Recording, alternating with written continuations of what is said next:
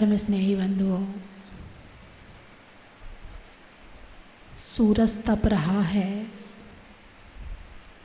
जीव जंतु तप रहे हैं, इंसान तप रहा है। तपसा निर्जराचा, तपस्या करने से कर्मों की निर्जरा होती है। लेकिन सूरज के तपने को तपस्या नहीं कहा है। इसके साथ साथ अपने भावों को तपाना, अपने मन को शांत रखना, ठंडा होना भी तपस्या है। क्या? ठंडा होना भी तपस्या है। आप सेवा करने को तपस्या मानते हो कि नहीं मानते? मान लो आपने किसी के पैर दबा दिए, तो तपस्या करी कि नहीं करी? क्योंकि कोई तपस्या हुई क्या? सेवा करना कौन सी तपस्या होती है? सही बात है ना? अरे बोलिए ना, हंस रहे हैं। आप कहोगे माता जी आप ही बता दो,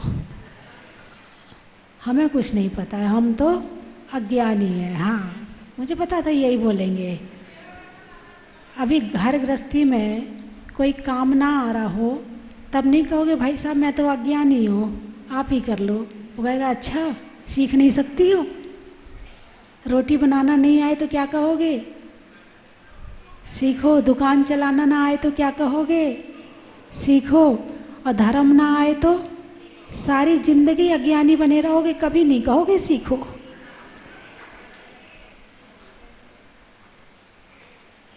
बारह तप में एक वैयावृत्ति नाम का तप है, जिसका मतलब होता है सेवा करना।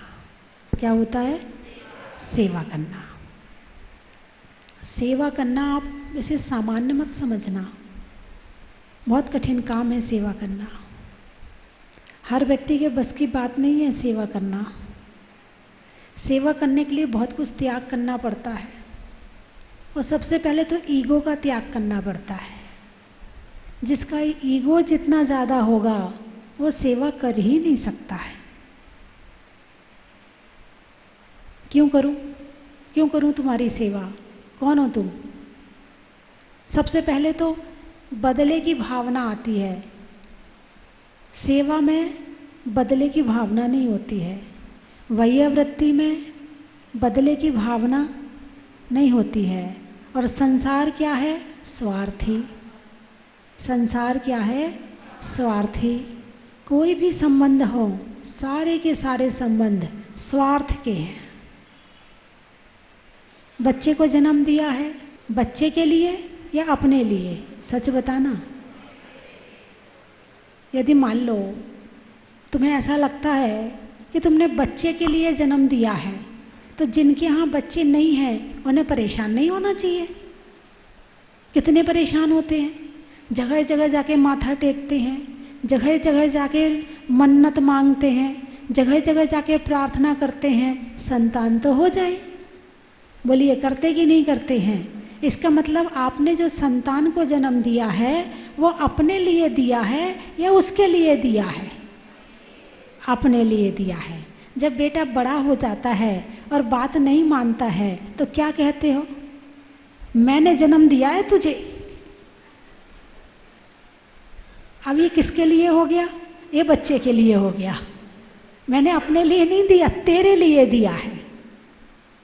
तो चाहे माँ बेटे का संबंध क्यों ना हो, सारे संबंध स्वार्थ के हैं। मैंने तुझे जन्म दिया है, मैंने तुझे बड़ा किया है, तो तू मेरी सेवा कर। स्वार्थ हुआ कि नहीं हुआ? अरे बोलिए ना। अब आप इसे चाहे तो अच्छे भावों से कर ले, चाहे भक्ति के भावों से कर ले, चाहे मजबूरी में करें। अब सास है घर में, निकाल सकते नहीं है। पति की माँ है, इसने पति को जन्म दिया है, अब इसको निभाना तो पड़ेगा। नहीं निभाएंगे तो क्या होगा? एक तो भावना ये है, और दूसरी भावना अरे हमारे घर में बड़े बुजुर्ग हैं, इनकी छाया हमारे सिर पर है, चलो इनके माध्यम से हमें भी बहुत कुछ सीखने को मिल जाता है। हमारे यहाँ तो बहुत अच्छा लगता है, कम से कम मैं कहीं जाती हूँ तो निश्चिंत होकर तो चली जाती हूँ, बच्चों को छोड़ के तो चली जाती हूँ। मेरे घर के बड़े बुजुर्ग, इनके बिना तो मैं रह ही नहीं सकती हूँ। एक भावना ये भी हो सकती है। रहना उस स्थिति में भी है कि निभाना पड़ेगा, और रहना इस स्थिति में भी है कि अच्छे से अच्छे भावों से रखा जा रहा है। रहना दोनों में हो रहा है, लेकिन एक में पाप का बंध हो रहा है और एक में पुण्य का बंध हो रहा है। कर्मों का बंध तो प्रतिक्षण चल रहा है ना। ये इस बात को आप मानते हो कि नहीं मानते हो? मानते हो ना। जैसे बिजली का मीटर है ना, 24 घंटे चालू रहता है। तुम बिजली जलाओ और ना जलाओ, कनेक्शन है। कनेक्शन है तो मीटर तो चालू है। बिजली का मीटर खराब हो सकता है, मगर कर्मों का मीटर खराब नहीं हो सकता है। वो पूरी देता है, जितना उसका काम होना चाहिए वो कभी थकता नहीं है। जो कर्म है प्रति क्षण आ रहे हैं, प्रति क्षण। आप अच्छे भाव कर रहे हैं तो बुरे कर्म, अच्छे कर्म आ रहे हैं, और बुरे भाव कर रहे हैं तो बुरे कर्म आ रहे हैं। कर्म प्रति क्षण आ रहे हैं। एक क्षण भी ऐसा नहीं है कि नहीं आ रहे हैं। आप सो जाते हो तो आपको क्या लगता है? कर्म सो जाते हैं, उनका आना बंद हो जाता है, तब भी कर्म आते हैं। सपना देखते हो ना, अच्छे सपने से पुण्य कर्मों का बंध होता है और बुरे सपने से पाप कर्मों का बंध होता है। सपने में भी कर्म बंद हो रहा है। तो आप परिवार वालों को अच्छे से रखोगे तो पुण्य कर्म का बंध, और बुरे तरीके से रखोगे तो पाप कर्म का बंध। रहना उसी घर में है। कलेश करके रहोगे तो चिंता, टेंशन, दुख, परेशानी, और सेवा की भावना से अपने घर में रहोगे तो वही सुख, स्वर्ग और अच्छा लगेगा, मन शांत रहेगा। रहना तो उसी घर में है ना। कहते हैं जल में रहकर मगर से बैर नहीं करना चाहिए। ऐसी कहावत सुनी कि नहीं सुनी? आपने सुनी है? जल में रहकर मगर से बैर नहीं करना। मगर तो मगर है, मगरमच्छ है, एक बार में चबा जाएगा। और उसी जल में मछली को यदि रहना है तो मगरमच्छ से बैर ना करे, उसके साथ बड़े आराम से रहे, सेवा करके रहे, अच्छे भावों से रहे। तो घर में रह करके जितना आप पाप कर्म को बंद कर रहे हो, यदि अच्छी भावना से रहा जाए तो वहीं पुण्य कर्मों का बंध भी होने लगता है। अपने घर वालों को धर्मात्मा समझ लो। अरे ये मंदिर जाते हैं, अरे ये माला फेरते हैं, ये बड़े धर्मात्मा हैं, इनकी सेवा करने से पुण्य कर्मों का बंध होगा। जो मंदिर जाता है, माला फेरता है, पूजा करता है, भक्ति करता है, व्यवहार सम्यक दृष्टि जीव है, और एक व्यवहार सम्यक दृष्टि जीव की सेवा करना पुण्य बंध का कारण है। बात समझ में आई कि नहीं आई? अभी वैया वृत्ति का तो मतलब बाद में बताऊंगी, पहले तो सेवा ले लो। घर में जो लोग रह रहे हैं, स्वार्थ में करोगे तो भी करना है, निस्वार्थ भावों से करोगे तो भी करना है। भाव ही तो बदलने हैं, क्रिया तो वही चल रही है। सुन रहे कि नहीं सुन रहे? क्रिया तो वही चल रही है, केवल भाव ही तो बदलना है। रोटी पहले भी खिला रहे थे, रोटी अभी भी खिला रहे हो। बातचीत पहले भी कर रहे थे, पहले अकड़ अकड़ के करते थे, एहसान दिखा के करते थे, अब अच्छे से कर रहे हो, प्रेम से कर रहे हो, मुस्कुरा के कर रहे हो। क्रिया तो पूरी चल रही है, लेकिन क्रिया में परिवर्तन नहीं आया है। परिवर्तन किस में आया है? भावों में परिवर्तन आया है। भावों में परिवर्तन आते ही कर्म में परिवर्तन आ जाता है।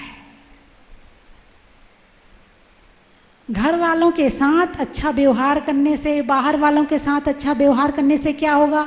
ये जन्म भी सुधरेगा। अगला तो आपने बोल ही दिया, मुझे कहने की जरूरत ही नहीं है, हैं? ये भी सुधरा और अगला भी सुधरा। इसीलिए सेवा की शुरुआत घर से करो। कहाँ से करो? घर से करो। जो अपने घर वालों की सेवा कर सकता है वो बाहर भी सेवा कर सकता है। जो घर वालों की सेवा नहीं कर सकता वो बाहर वालों की सेवा नहीं कर सकता। जिसे अपने घर वालों पर दया नहीं आती है उसे बाहर वालों पर क्या दया आएगी? जीव तो सब जगह है ना, घर में भी है तो जीव है और बाहर भी है, तो जीव है। जीव दया किस पर करनी है? जीव पर। जीव चींटी भी है, जीव मच्छर भी है, जीव मक्खी भी है, जीव गाय भी है, जीव कुत्ता भी है, हैं? अब दया की बात आई है तो कुत्ता है, जैसे एक जब किसी का राहु खराब होता है तो वो ज्योतिषी के पास जाता है। ज्योतिषी कहता है तुम्हारा राहु खराब चल रहा है। क्या करें ज्योतिषी? आप ना कुत्ते को रोटी खिलाओ। क्या करो? कुत्ते को रोटी खिलाओ। अच्छा, बुध खराब चल रहा है तो ऐसा करो, गाय को घास खिलाओ, रोटी खिलाओ। अच्छा, मेरा गुरु खराब चल रहा है, ऐसा करो, गुरु की सेवा करो, अपने से बड़ों की सेवा करो। सूर्य खराब चल रहा है, सूर्य ग्रह खराब चल रहा है तो पिता और पिता के समान जितने लोग हैं उनकी सेवा करो। अच्छा, हमारा शनि खराब चल रहा है, ये तो मामला बहुत गड़बड़ है, तो ऐसा करो कि तुम शनि के लिए एक तो गुटखा मत खाना, शराब मत पीना, पहली बात। दूसरी बात, जितने नौकर चाकर हैं इनको गालियां मत देना, और जितने अपने से छोटे हैं उनके प्रति भी अच्छे भाव रखना, तुम्हारा शनि ठीक हो जाएगा। यही है ना। मंगल खराब चल रहा है ज्योतिषी जी, तो क्या करें? अपने भाई से अच्छा व्यवहार करो, भाई के समान जो लोग हैं उनको उनकी सहायता करो। अच्छा जी, बुध खराब चल रहा है तो तुम्हारी जो बहन बुआ बेटी है ना, इनको नाराज मत करना, इनको गिफ्ट आदि देते रहना, खुश रखना इनको, तुम्हारा बुध ठीक हो जाएगा। बात समझ में आई कि नहीं आई? यदि तुम चंद्रमा से लेके, यदि चंद्रमा खराब है तो माँ की सेवा करो। माँ जैसे जितने भी लोग हैं, जितनी भी महिलाएं हैं, उनकी सेवा करो, उनके पैर छुओ। सूर्य खराब है, पिता के पैर छुओ। ये इसका प्रतीक है। ज्योतिष में ये इनका प्रतीक माना जाता है। और शुक्र जो है वो पत्नी का प्रतीक है, तो पत्नी को नाराज मत करो। अब पत्नी भूल ना जाए, शुक्र ग्रह सबके होते हैं।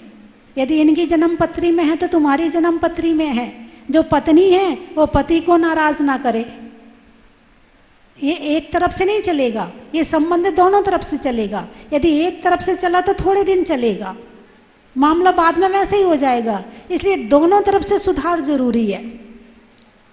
तो अब ये 9 ग्रह ठीक करने हैं। कैसे किए? सेवा से। कैसे किए? सेवा से। अब आटा लगाते हैं, फटाफट रोटी बनाते हैं। पहली रोटी पति की थाली में, आखिरी रोटी बेटे की थाली में। और हमारे यहाँ भारत में परंपरा है कि पहली रोटी गाय की और आखिरी रोटी, हमारे यहाँ कभी पहली रोटी और आखिरी रोटी खाई नहीं जाती है। और अब पहली गाय की रोटी भी खुद खा जाते हैं। नहीं, मैंने नहीं कहा दोनों रोटी खुद ही खा जाते हैं। अब ग्रह नहीं चढ़ेंगे तो क्या होगा? तो अपने जो 9 ग्रह ठीक करने हैं ना, ये सेवा से ठीक हो सकते हैं। अपने परिवार में अच्छे से रहो, अपने परिवार वालों के साथ अच्छा व्यवहार करो, अपने पड़ोसियों के साथ अच्छा व्यवहार करो, अपने मित्रों के साथ अच्छा व्यवहार करो, तुम्हारे सारे ग्रह ठीक हो जाएंगे। और भी यदि कुछ है तो भगवान के पास आ जाओ। पीली प्रतिमा का अभिषेक करो, सूर्य ग्रह ठीक हो जाएगा। सफ़ेद प्रतिमा का अभिषेक करो, चंद्र ग्रह और शुक्र ग्रह ठीक हो जाएगा। काली प्रतिमा का अभिषेक करो, शनि, राहु और केतु तीनों ठीक हो जाएंगे। आप अष्टद्रव्य से पूजा करो, उसमें सफ़ेद चावल भी होते हैं, पीले चावल भी होते हैं, धूप भी होती है, लौंग भी होती है काले रंग की, सफ़ेद चटक भी होती है, जल चंदन भी होता है। अब करो ना जो बताया भगवान महावीर ने, जो बताया है। यदि ये सारे काम कर लोगे तो ये सेवा के भाव हैं। ये सब कब होंगे? जब सेवा के भाव होंगे। और जब सेवा के भाव होंगे तो ये सारे ग्रह अपने आप शांत हो जाएंगे।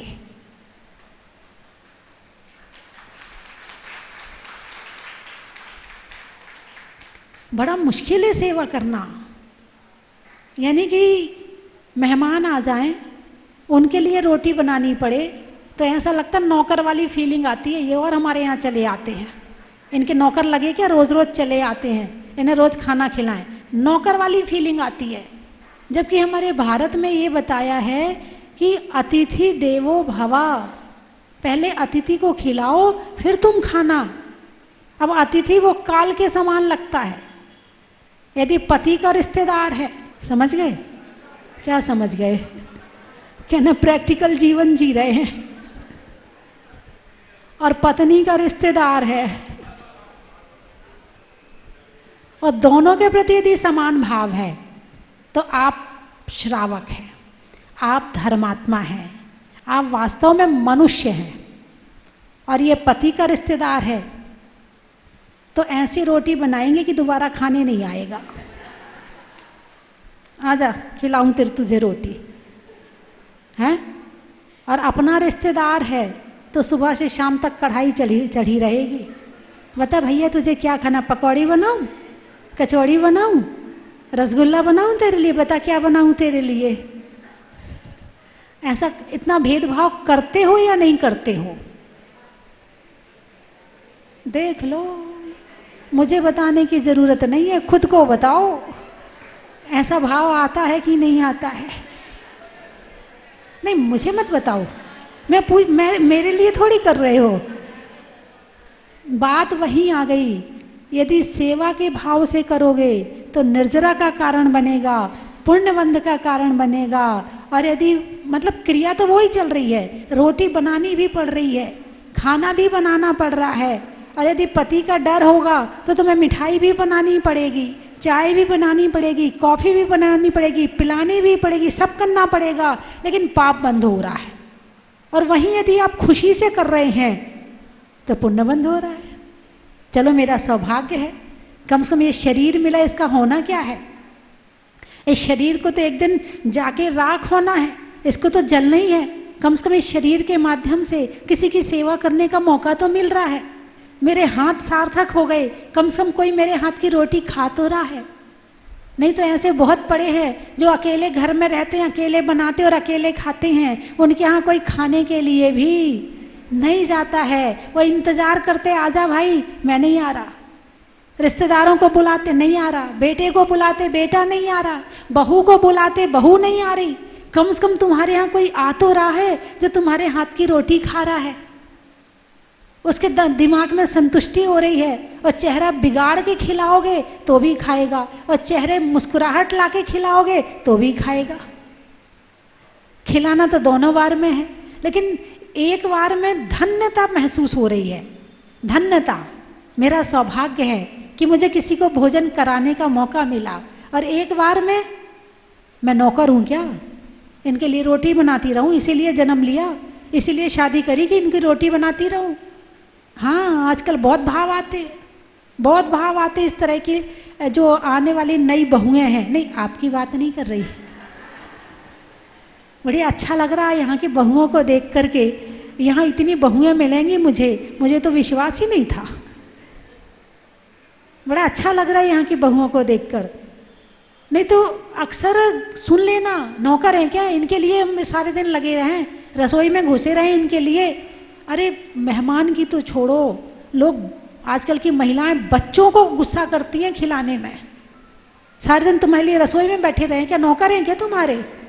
बोलिए ऐसा कौन है जिसने आज तक अपने बच्चों से ये बात नहीं कही है?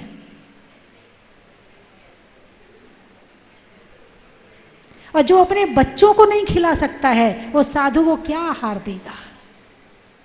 जिसे अपने बच्चे भारी लग रहे हैं वो साधुओं को क्या रोटी बनाएगा, क्या चौका लगाएगा? वो 2 दिन में कहेगा अच्छा महाराज बिहार करो, हमारे यहाँ कोई चौका लगाने वाला नहीं है। क्योंकि जिसे अपने बच्चे भारी लगते हैं उसे साधु तो उससे ज़्यादा भारी लगेगा। उसके अंदर ना सेवा की भावना है, ना धर्म की भावना है।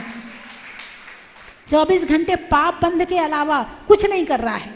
और जिस दिन पाप का घड़ा भर जाता है उस दिन कहीं पेट की बीमारी हो जाती है, कहीं हार्ट की प्रॉब्लम हो जाती है, कहीं शुगर की प्रॉब्लम हो जाती है। जो खिला नहीं सकता है वो खा भी नहीं सकता है।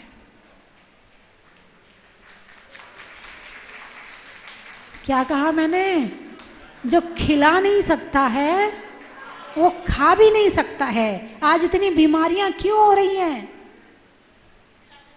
क्योंकि खिलाते नहीं है। और ये परंपरा करीब 30 साल से आई है, नहीं खिलाने की, नहीं खिलाने का जो एक ट्रैक चला हुआ है, मॉडर्न बन के जीने की, अच्छे बन ठन के रहने में बड़ी खुशी मिलती है। बाल उड़ते हुए होने चाहिए, एक बाल यहाँ से वहाँ ना हो जाए, सारी मेरी मांग यहाँ से वहाँ ना हो जाए, कोई पिन यहाँ से वहाँ ना हो जाए, साड़ी का पल्लू यहाँ से वहाँ ना हो जाए, इस पर पूरी मेहनत होती है, लेकिन इससे कोई रिजल्ट नहीं मिलने वाला है। रिजल्ट जहाँ से मिल रहा है वहाँ काम करोगे तो कुछ रिजल्ट मिलेगा। जो खिला सकता है, पहले की महिलाएं कितना खाती थी, याद है आपको? पुरानी महिलाएं अब कम बची हैं, होंगी तो वो भी 80-90 के ऊपर होंगी, लेकिन वो भी आज की डेट में अपने हाथ से अपना खाना बना रही है। जो 80-90 की ऊपर वाली हैं वो भी, और अपने खुद भी खा लेंगी, बना लेंगी, और घर में जो होगा आजा तू भी आजा, तू भी खा ले। बोली इतनी भावना पुरानी महिलाओं में आज भी है कि नहीं है? मुझे याद है जब बचपन था तो जहाँ भी जाते थे, चाहे दादी हो, चाहे नानी हो, चाहे कहीं हो, यदि माँ गुस्सा कर रही कि अभी खाने मत देना, दादी पीछे से सरका देती थी, ले बेटा खा ले, पीछे से पैसे दे देती थी, पीछे से कर देती थी। इतनी खिलाने की भावना थी। उन दादियों के अंतिम समय तक उन्हें अस्पताल नहीं जाना पड़ा, उन दादियों को डॉक्टर के पास नहीं जाना पड़ा। अभी कल ही एक महिला बता रही थी, बोले हमारी अम्मा जी को जरा कुछ होता है तो अपनी उन्होंने अमृत धारा लगाई और कुछ लगाया और अपनी डॉक्टर के यहाँ नहीं जाती है। और आजकल की हर महिला डॉक्टर के यहाँ बैठी है, और महिला तो छोड़ो बच्चे तक बैठे हैं। उन महिलाओं का जो परिणाम है उनके बच्चों तक को भुगतना पड़ता है। आजकल की महिलाएं ना खा पाती हैं ना खिला पाती हैं। शादी होती है लड़की की, पूछो पहले सास है कि नहीं है, सास के साथ रहना तो नहीं पड़ेगा, उसके नखरे कौन उठाएगा, उसको रोटी कौन खिलाएगा? अरे जो अपनी इस माँ जैसी सास को रोटी नहीं खिला सकता है वो खा भी नहीं सकता है। जिसको घर की सास भारी लग रही है वो रोटी खा भी नहीं सकता है। और ऐसे भाव आते नहीं हैं, फिर अपनी मम्मी को फ़ोन करती, मम्मी मेरी सासू तो 6 रोटी खाती है, मुझे इतनी रोटियां बनानी पड़ती हैं। उसकी माँ कहती है बेटा कोई बात नहीं है, थोड़े दिन कर ले फिर अलग कर दूंगी तुझे। उसकी माँ भी उसके साथ हो जाती है। ये नहीं कहती है कि बेटा सेवा करना बहुत बड़ा धर्म है, कम से कम उपवास नहीं कर पा रहे हो, कम से कम रस परित्याग नहीं कर पा रहे हो, कम से कम ज़्यादा माला नहीं फेर पा रहे हो, कम से कम मंदिर में पूजा नहीं कर पा रहे ज़्यादा, तो कम से कम सेवा का धर्म तो कर लो। और ये धर्म भी छोड़ दिया तो कहाँ जाके धर्म करोगे? जो लोग अकेले रहते हैं ना, उनसे पूछो, वो सोचते हैं कोई मिल जाए तो मैं उनकी सेवा कर लूँ, और जिनके साथ रहने वाले हैं उन्हें वो भारी लगते हैं।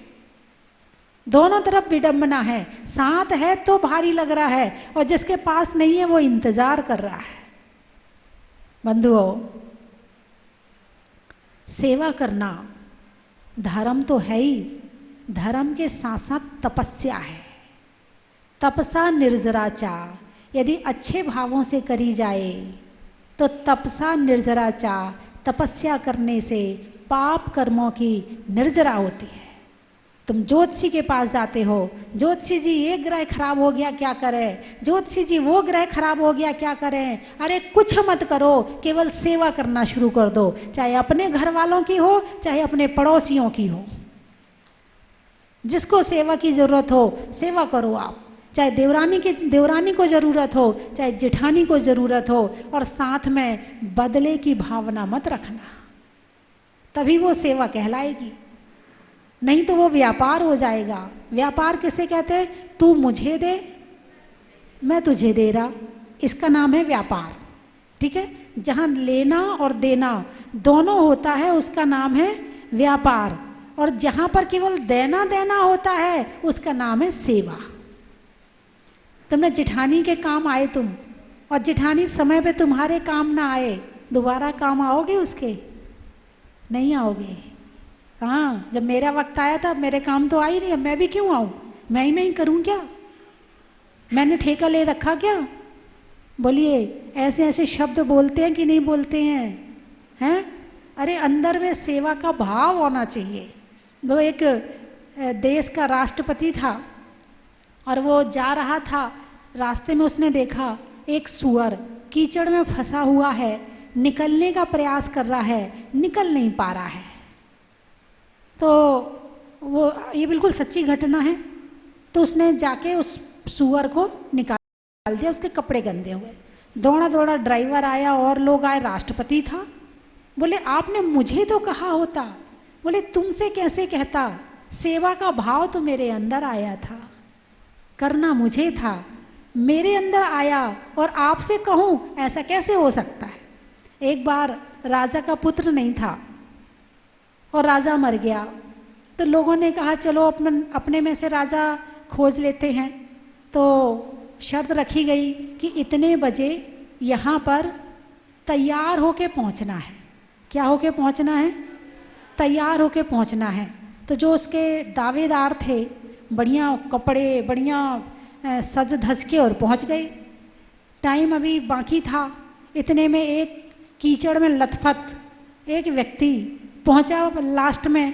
बोले भाई तुम लेट कैसे हो गए? बोले रास्ते में ऐसे कोई कीचड़ में फंसा हुआ था, मैं उसे निकालने लगा इसलिए लेट हो गया। बोले राजा बनने के काबिल कोई, क्योंकि रास्ता एक ही था, जिस रास्ते से वो व्यक्ति आया था उसी रास्ते से वो सारे आए थे, और उनने केवल इसलिए सहायता नहीं करी थी कि मेरे कपड़े गंदे हो जाएंगे। और जब वो फिर लास्ट में पहुंचा तब निर्णय हुआ कि राजा बनने के काबिल तो ये है, जिसे अपने कपड़ों की चिंता है वो सेवा क्या करेगा? जिसे अपने शरीर की चिंता है वो सेवा क्या करेगा?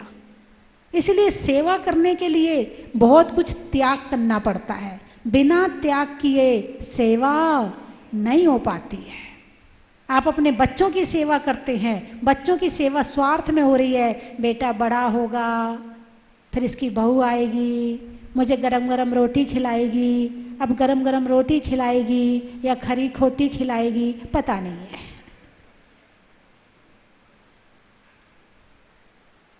कुछ समझ में आया कि नहीं आया? हैं? जो मोह में करी जाए वो स्वार्थ है, जो बदले में करी जाए वो व्यापार है, लेकिन जो निस्वार्थ रूप से करी जाए उसका नाम है सेवा। कम से कम अपने जीवन में ज़्यादा धर्म नहीं कर पा रहे हो तो कम से कम सेवा धर्म को ही अपना लेना, इसी से तुम्हारा कल्याण हो जाएगा, इससे ही हो जाएगा। आज यहाँ मंदिर में आई, नसिया जी में आई, बहुत अच्छा लग रहा है। और आप सबके चेहरे देखकर भी कि आपने भगवान की सेवा करी है, तो भगवान ने निस्वार्थ रूप से आपने करी है, इसलिए भगवान ने आपको भी कहीं ना कहीं उसका फल दिया है। बंधुओं, पुष्पदंत भगवान तो मनोहारी हैं ही, मुनि सुब्रतनाथ भगवान उसी पाषाण के हैं जिस पाषाण के जहाजपुर के मुनि सुब्रतनाथ भगवान हैं। दोनों का पाषाण एक है। हाँ, कसौटी पत्थर। और यहाँ एक नहीं, दो प्रतिमाएं कसौटी की हैं, एक इस साइड वाली और एक इस साइड वाली। दोनों साइड की प्रतिमाएं कसौटी पाषाण की हैं। इनका अभिषेक जरूर करें आप। आपका राहु केतु शनि कुछ भी हो, सब ठीक हो जाएगा। आपको कहीं शनि महाराज पे तेल चढ़ाने की ज़रूरत नहीं है, आप तो यहीं भगवान का अभिषेक करें, आपका सब ठीक हो जाएगा। प्रत्यक्ष उदाहरण आप हैं क्या? फिर छोड़ दिया? अच्छा अच्छा अच्छा अच्छा, ठीक है, बहुत बढ़िया। पारसनाथ में करते हैं, बहुत समाज यहाँ पर आने लगा है। तो यहाँ कितने लोग अभिषेक करते हैं? यहाँ के रहने वाले कितने हैं? तीनों नसिया के पास के? अच्छा, पूजा कितने लोग करते हैं और अभिषेक कितने लोग करते हैं? देखो, बस रहने वाले 25 और करने वाले। चलने में पात का, मित्रों में सात का, तीर्थंकरों में मुनि सुब्रत नाथ का, पंखा में झलने का, बच्चों में पलने का, और भगवान के मुनि सुब्रत नाथ भगवान के जमीन से निकलने का। हिंदी में मात्रा का, स्कूल में छात्रा का, आपकी जहाजपुर की यात्रा का, अनाज में दाने का, इनाम में पाने का, और हर 2-3 महीने में जहाजपुर जाने का। चले जाया करो, हर 2-3 महीने में चले जाया करो, पास में ये, दूर थोड़ी है। सावन में बिया का, राम की सिया का, और जयपुर में तीनों नसिया का। बोलिए 24 भगवान की।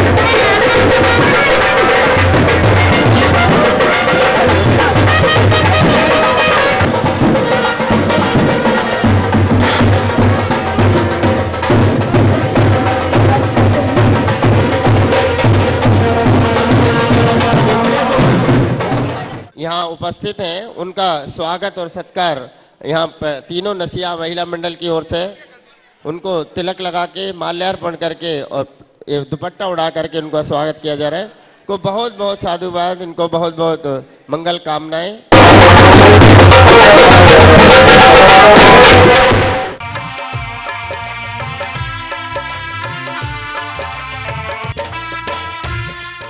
चन की थाल को सजाओ रे आज, रत्नों की थाल को भर लाओ रे आज। आओ आओ करे रे गुणगान आरती भगवन की। आओ आओ करे गुणगान आरती भगवन की। आओ आओ करे रे गुणगान आरती भगवन की।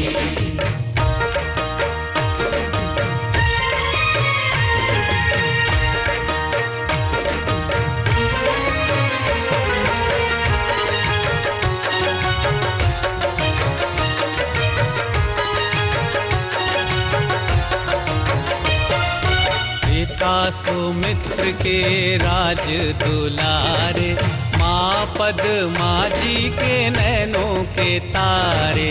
पिता सुमित्र के राज दुलारे, माँ पद्मा जी के नैनों के तारे। राजगृही में जन्म लियो आप, राजगृही में जन्म लियो आप। आओ आओ मनाए खुशी आज आरती भगवन की। आओ आओ करे गुणगान आरती भगवन की। आओ आओ करे गुणगान आरती भगवन की।